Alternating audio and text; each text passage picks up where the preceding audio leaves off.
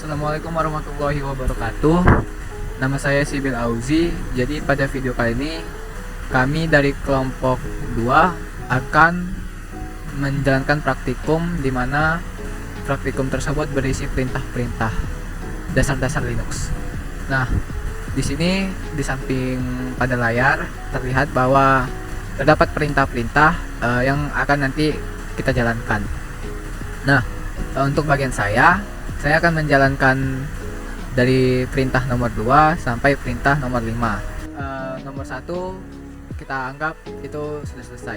Nah, baik, pertama-tama lihatlah user-user yang sedang aktif pada komputer Anda. Nah, pertama kita akan membuka terminal kita terlebih dahulu. Dan Linux yang kami gunakan pada kali ini adalah Linux Mint. Oke. Untuk mengetahui user-user yang sedang aktif pada komputer Anda, kita bisa mengetikkan pada terminal dengan sintaksnya itu who. Nah, di sini kita lihat bahwa user Sibil telah login pada tanggal 27 bulan 8 tahun 2024 pada jam 13.53. Nah, untuk melihat user-user yang lebih lengkap, tidak hanya who, tapi kita bisa menggunakan we. Nah, di sini lebih lengkap, kita bisa melihat bahwa user yang aktif adalah satu, yaitu saya sendiri. Kemudian ini adalah nama usernya dan juga waktu loginnya. Oke. Kemudian untuk perintah nomor 3, perintah apa yang digunakan untuk melihat kalender 1 tahun penuh. Nah, untuk melihat kalender 1 tahun penuh, kita menggunakan baris kode, yaitu misal min-y 2024. Nah, sebenarnya tidak usah ditambahkan 2024 pun tidak apa-apa, tapi untuk lebih spesifik kita bisa pakai ini. Nah, terlihat bahwa tanggal-tanggal dalam tahun 2024 dalam tahun 2024 1 tahun penuh ya. Nah, atau kita juga bisa memanggil tahun 2023 kal min-y sama dengan 2023. Nah, maka akan menampilkan satu kalender penuh yang bertahunkan 2023. Nah, kita panggil lagi kal min-y 2024. Oke. Nah, kemudian pada perintah keempat, bagaimana Anda dapat melihat manual dari perintah kal? Nah, untuk melihat manualnya, kita bisa mengetikkan man atau manual kal kalender. Nah, di sini kita bisa melihat manual-manual yang bisa kita gunakan pada kal, seperti min-h untuk meng-off highlight hari ini, atau min-j mendisplay Julian kalender, dan sebagian-bagiannya. Sini bisa kita lihat untuk lebih detail. Oke. Selanjutnya, jangan lupa kita quit. Oke, selanjutnya bagaimana melihat perintah manual ls dengan kata kunci sort. Nah, untuk perintah nomor 5 ini, pertama-tama kita membuka manualnya terlebih dahulu. Untuk pada perintah tersebut, kita disuruh untuk melihat manual ls. Kita ketik man ls. Nah, kita bisa lihat di sini adalah manualnya si ls. Nah, terus dibilangnya dengan kata kunci sort. Nah, untuk menemukan kata, kita tidak mungkin mencarinya satu persatu. Maka kita gunakanlah kode ini untuk mencari kata yang kita inginkan. Misalnya tadi pada perintahnya itu, pada perintah tugas kita tadi, dia ingin mencari kata kunci sort, maka tinggal kita ketik /sort. Nah, setelah kita mengetik /sort, kita dapat melihat terdapat kata kunci sort di sini yang di highlight oleh si Linux tadi pada terminal. Atau kita bisa cari kata kunci yang lain seperti use. Nah, di sini kita bisa melihat kata-kata use pada terminal. Oke, itu saja dari saya. Sekian. Sekarang ini dengan Aiman saya akan mengerjakan nomor 6 sampai 9, yaitu nomor 6 adalah bagaimana tampilan untuk to list all dan list A dan min L. Itu begini, list all untuk semua dan L adalah sebagai penampilan secara lebih detail, yaitu atributnya, ownernya siapa, dan lain-lain. Itu lihat isi file lengkapnya, itu kita enter, di begini hasilnya. Semua detail file di sini termasuk tanggal, waktu, dan siapa ownernya. Sama hal, kita akan menggabungkan kedua perintah tersebut, all sama list long listnya atau L. List all sama long list, sama juga hasilnya ini. Itu untuk nomor 6. Sekarang nomor 7 itu tampilkan semua file termasuk yang hidden file pada directory etc. Itu melist all semua file isi etc. Itu list min A dan target directory atau file. Begini ya, termasuk yang tersembunyi.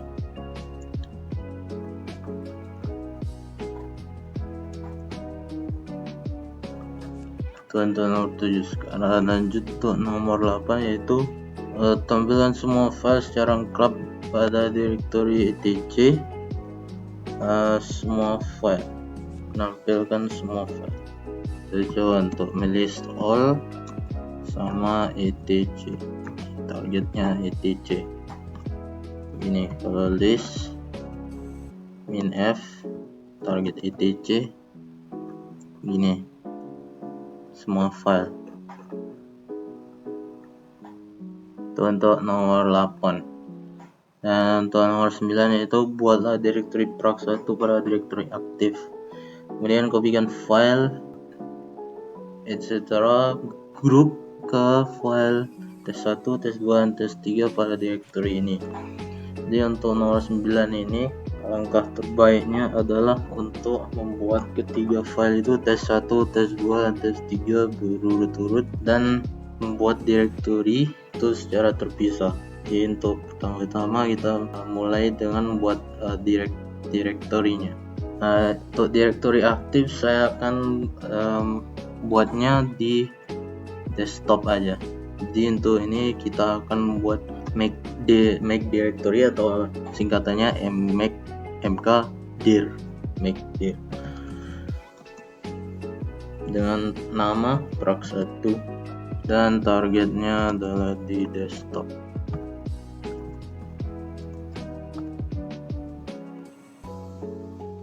Di sini kita sudah ada proc1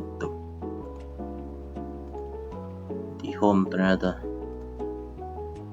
Kita akan delete aja semua, soalnya saya sudah mengerjakannya. Jadi saya akan mengulangi pekerjaan ini.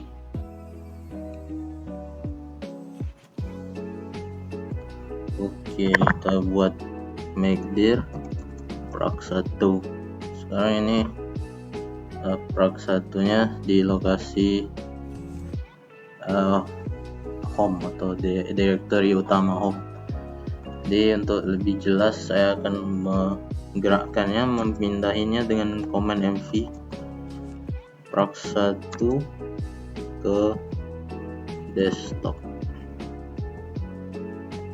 Ini udah muncul proc1. Sekarang kita akan buat 3 kopian file dan isi etc. dan etc. grup isi etc. grup. Jadi untuk ini kita akan menggunakan perintah cp atau copy singkatannya di target isi filenya grup. Ini kita akan buat penyimpanannya itu dengan nama file test1 di desktop. coba lagi untuk kita akan ulangi, copy etc group tes 1. Ini kita lihat balik ke home, ini adalah tes 1. Ini akan saya ulangi untuk 2 kali lagi dengan menekan titik panah atas itu untuk mencatat kembali, cetak kembali apa perintah komen yang Anda sudah tulis mengetik sebelumnya. Ini akan saya copy ke file tes 2 lagi untuk tes 3.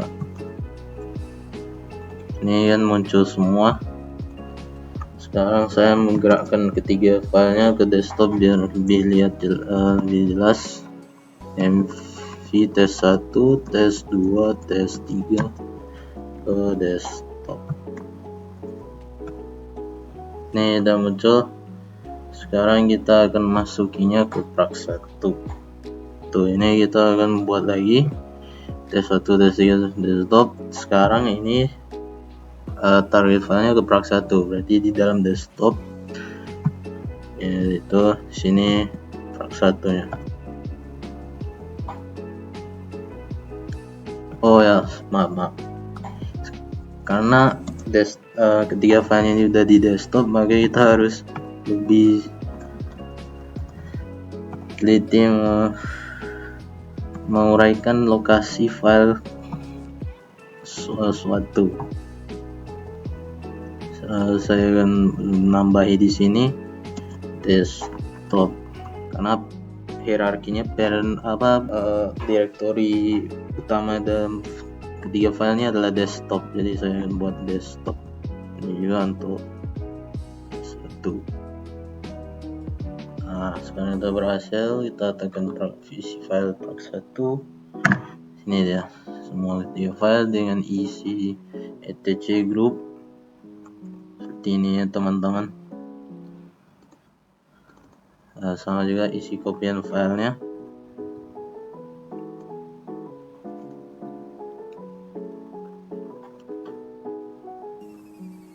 Kita kira-kira untuk nomor 9. Jadi saya akan berakhir di sini. Terima kasih. Baik, selanjutnya yaitu soal dari nomor 10, 11, dan 12 akan dijawab oleh saya yaitu Muhammad Ilyas Adilanang. Oke, baik, langsung saja soal nomor 10 yaitu tampilkan isi file tes1 per 1 layar penuh. Oke, jadi saya sudah ada di terminal dari Linux Mint ini. Oke, jadi saya menggunakan komen terminalnya yaitu saya memasukkan cat kemudian spasi, kemudian tanda gelombang, /desktop, kemudian /prax1, kemudian tes1. Jadi saya memunculkan isi dari file tes1 yang ada di folder prax1, yang ada di desktop, dan yang ada di home Linux Mint OS ini. Jadi saya klik enter dan muncul isi dari file tes1 ini. Jadi dari root, disk, mail, segala macam, floppy, backup, operator, user, input, dan sebagainya, dan send, dan game mode, dan itu sudah saya munculkan. Kemudian lanjut ke nomor 11 yaitu pindahkan file tes1 dan tes2 ke home directory. Selanjutnya saya akan menggunakan komen. Oke, baik, jadi saya akan memasukkan komen terminalnya untuk memindahkan file tes1 dan tes2 ke home directory yaitu baik, jadi komen terminal yang akan saya gunakan yaitu mv-move desktop /prax1 /tes1 kemudian tanda gelombang. Jadi saya memindahkannya per file satu-satu karena kalau misalnya sekaligus 2, entah kenapa dia tidak terdeteksi filenya menurut saya.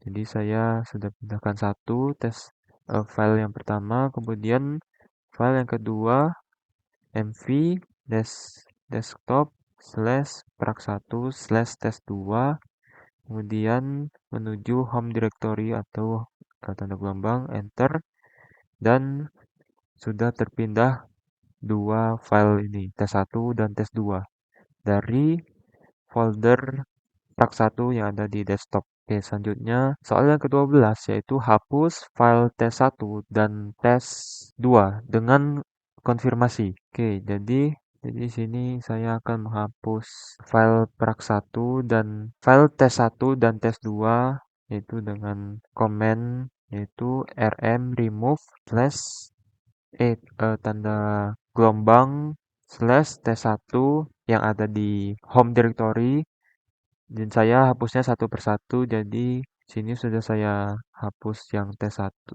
Jadi tes1 di sini udah nggak ada, sudah menghilang.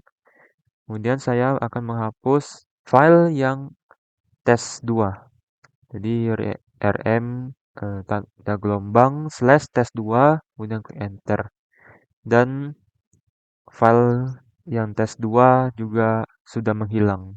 Nah, sudah saya masukkan komennya. Oke. Sekian dari saya. Terima kasih. Assalamualaikum warahmatullahi wabarakatuh.